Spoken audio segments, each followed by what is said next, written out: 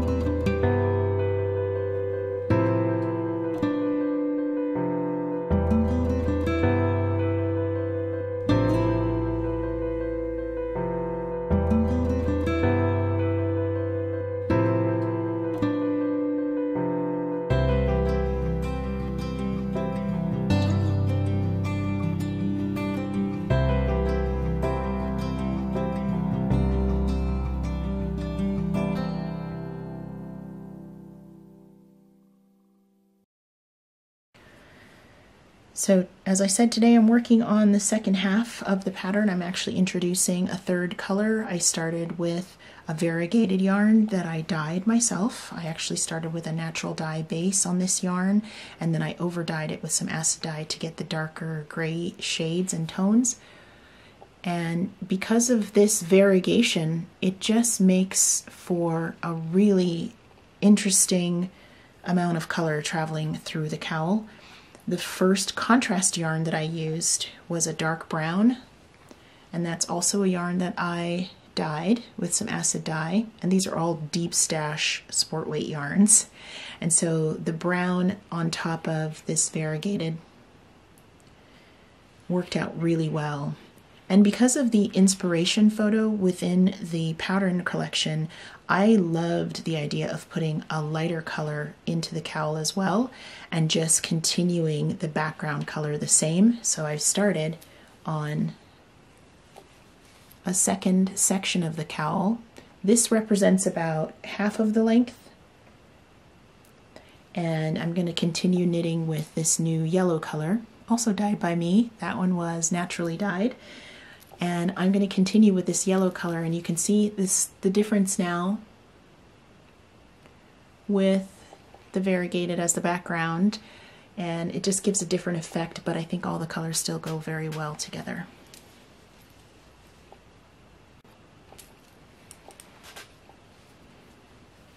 I'm going to show you how I do color work and how I carry my yarns for color work. I actually have found it very easy in this project to do a two-handed color work, meaning I carry one of the yarns in my left hand and one of the yarns in my right hand.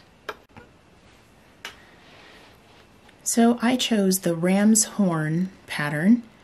I found this to be really appealing in contrasting yarns, and using the two color strategy for this to knit with a yarn in each hand has worked out really well for me. So in my left hand, I'm knitting continental style with the variegated color, which for me is my background color, and in my right hand, I'm knitting with the contrast color, or the one that's going to make the motif that stands out.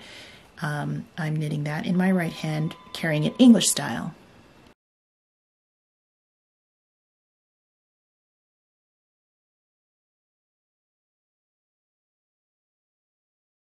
I have knit other colorwork projects before, and in each of those projects I've tried to decide what the best method is for me to carry more than one yarn.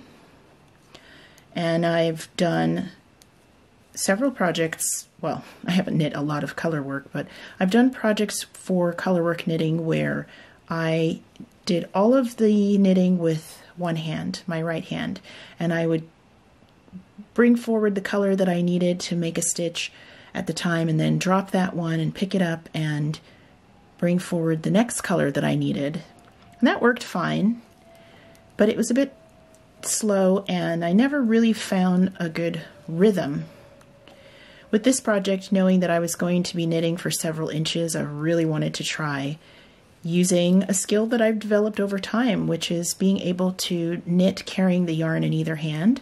So I'm quite comfortable knitting continental style with a left hand tension and carry, or English style with a right hand tension and carry. And in this case, it has worked out beautifully. I just use the yarn from each hand as it's called for in the pattern, and then bring the next yarn into the repeat as I need it.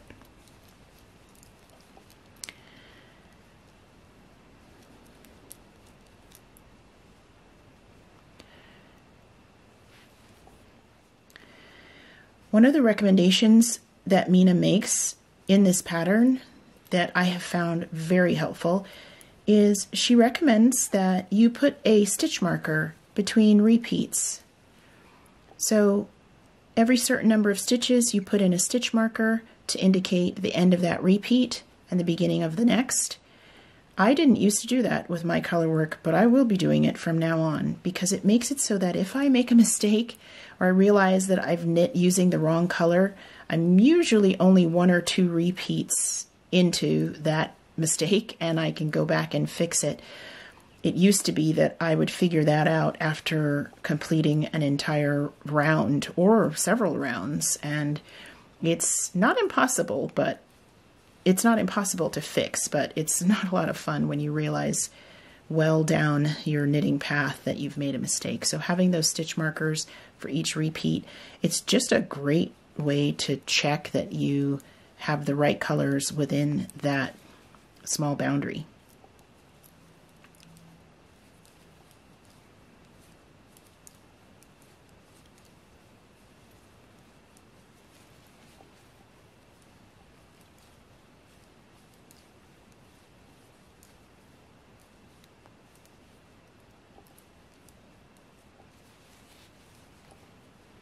I like to have a decent amount of yarn kind of pulled out from the ball because it makes it so that I'm not tugging on the yarn to make it available for knitting the next few stitches.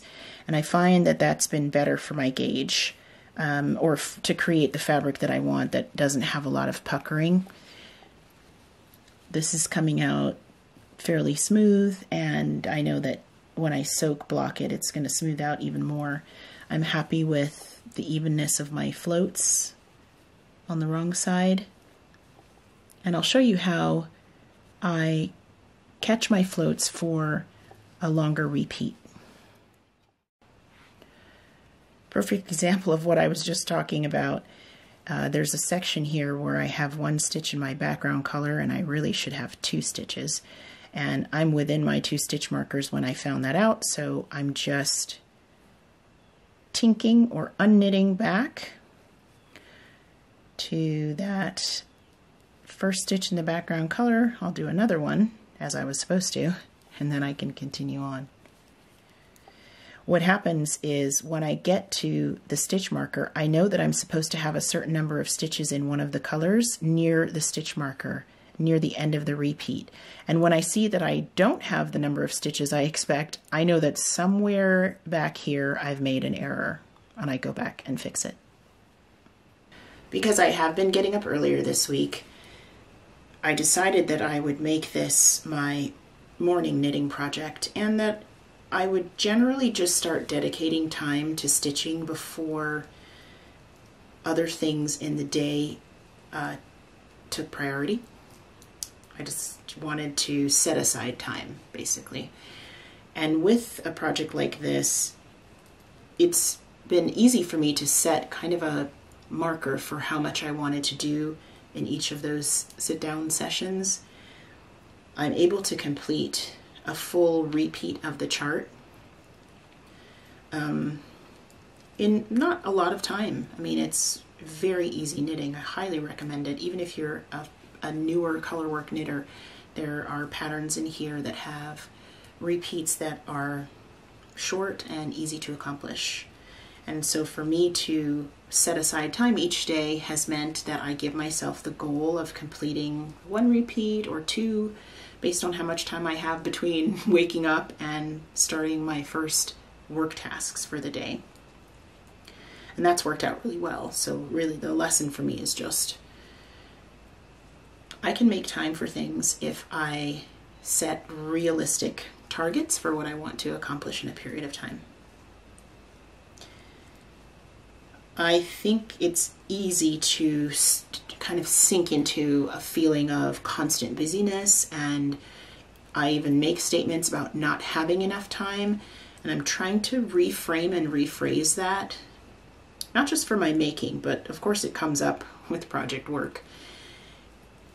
I rephrase in my own head sometimes the statement, I don't have time, to I didn't make time. That feels a little less defeating, and it's still true. I didn't make time to do a certain thing.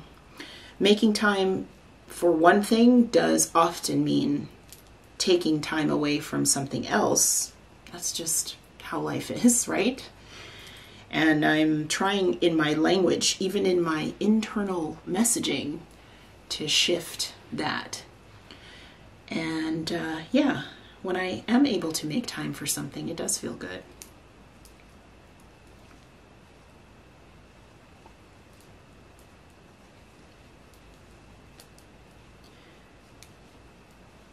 So one last thing I'll share with you on this project, and it has to do with floats. If you're familiar with colorwork knitting, you know that as yarns are carried across the back of your work, across the wrong side of your work, you have lengths of yarn that are called floats. And if you are doing just a couple of stitches, 2, 3, or 4 stitches in a color in colorwork, you really can just leave that length of yarn back there when you introduce the next color. I haven't had any real issues doing that with a stitch count of 4, even 5 stitches or less. Right about 6 stitches or more is where I tend to want to catch my floats, and I'll show you how I do that. I'm coming up on a section where I am going to have some longer floats. In fact, it's a 6 stitch setup that I need to accomplish, and I wanted to show you how I knit a 6 stitch section and catch the yarn that I'm not using halfway through that set of stitches. So as I said, floats are just the strands of yarn that hang out behind your work, and you can see here I'm pretty proud of these. They're nice and tidy.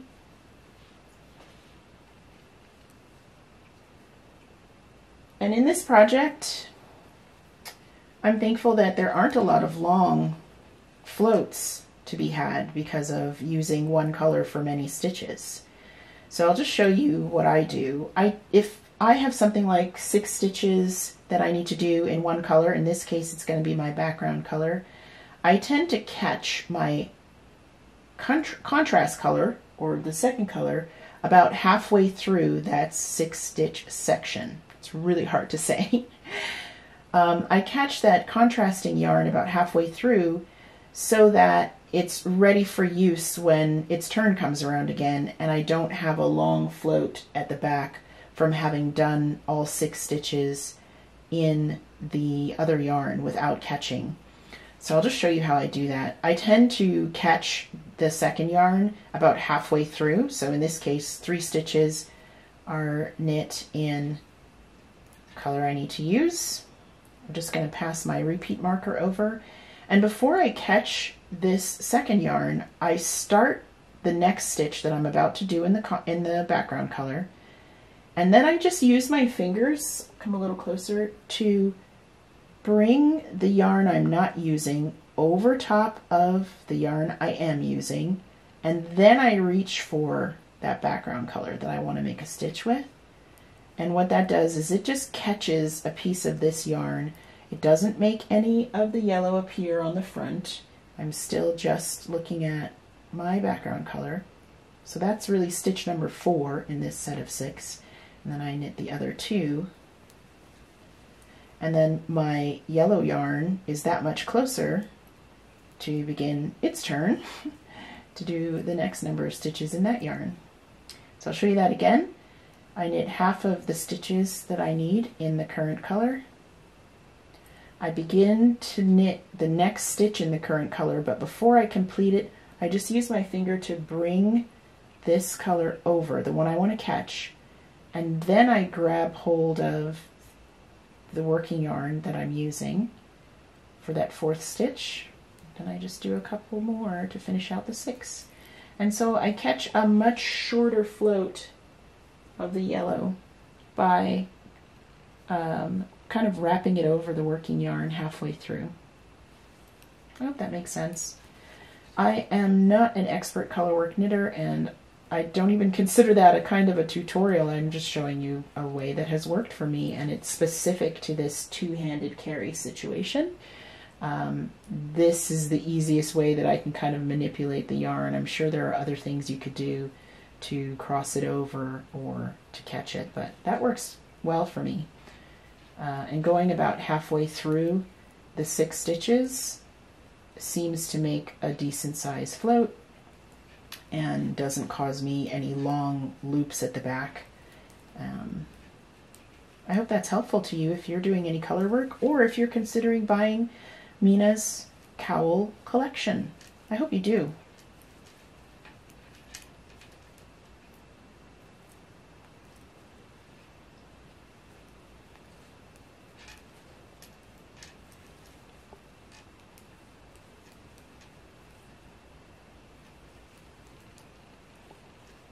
I think it's time to rest my hands. I've been working on this for a while, and it's always a good idea to stop and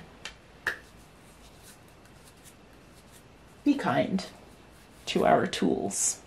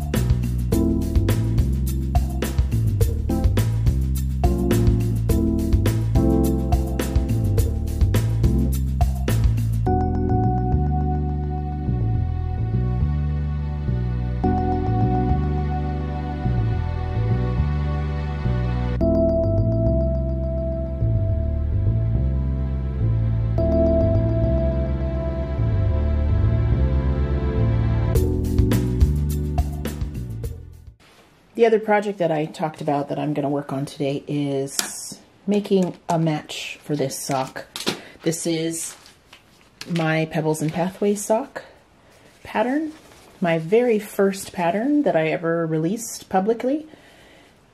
And it's a textured sock, and I love it in a solid and a tonal yarn. So I want this guy to have a buddy. Guess we have a yellow theme today with my yarn work. I have decided I am going to go with these ChowGoo metal needles. I enjoy knitting with them. These are the red lace circulars, stainless steel needles, and my typical sock knitting needle size is a 2.25 millimeter, which is a US size 1. I'm going to cast this on, toe up, and get started. I have a toe up tutorial here on YouTube. If you like to learn how to cast on socks toe up, this is not the video. This is just me sharing some project progress with you. But I do want you to learn how to cast on toe up, so I'm going to link to my tutorial for 2 different methods, for a toe up cast on with 2 different methods of increasing from the toe.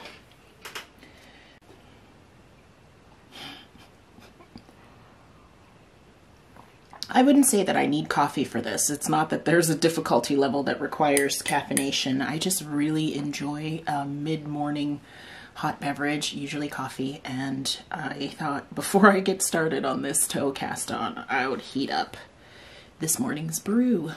Do you have a beverage with you? I hope so.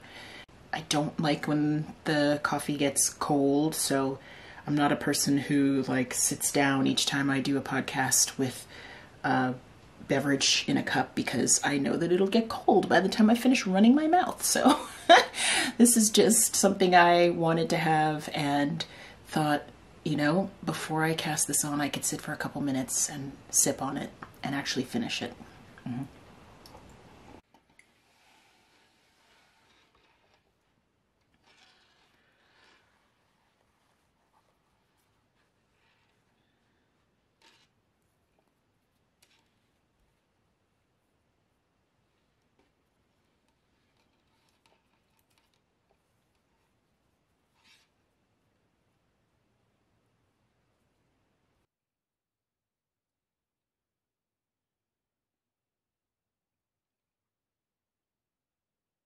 I like to use the Turkish cast on for toe up socks, especially if I'm just looking to dive right in and get into the project. The Turkish cast on essentially is just creating a series of loops on your needle, and then you start the toe by knitting into those loops, once on one needle end and once on the other needle end if you're doing magic loop like I am.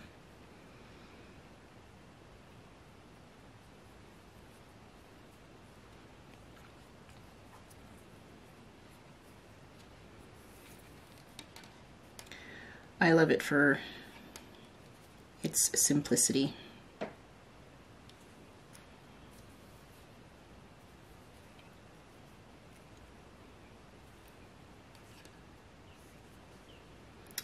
I'll give a shout out to podcasters who are very smooth at just sharing every step of what they're doing.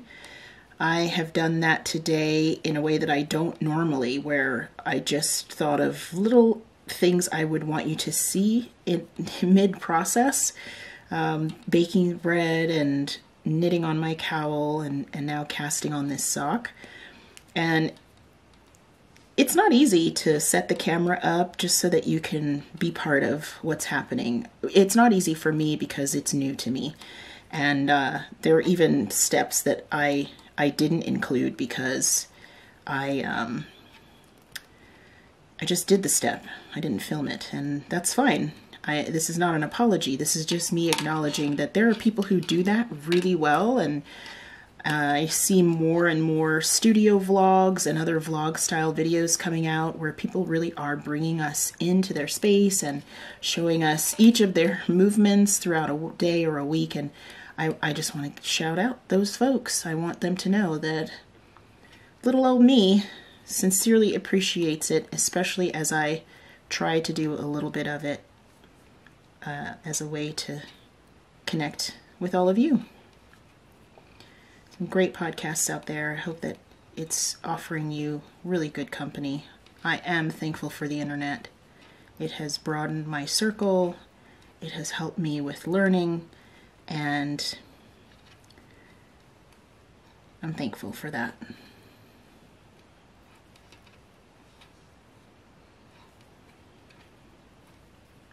So with that second row of stitching, believe it or not, a sock baby is born. Essentially, this is a closed loop cast on. Very hard to see because it's tiny stitches, tiny needles. This is a closed loop cast on in the beginning of my sock toe. The stitches are already joined, and I'm going to start going around and round while increasing on either side to make the toe. Check out the link in the description for my Turkish cast on tutorial if you want to try it too for your next pair of socks.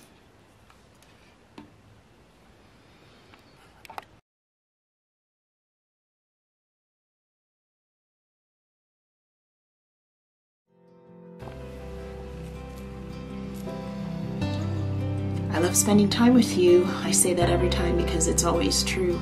I wish you a very good weekend. I wish you a beautiful start to November wherever you are. Take good care. Come back and see me again. Bye for now.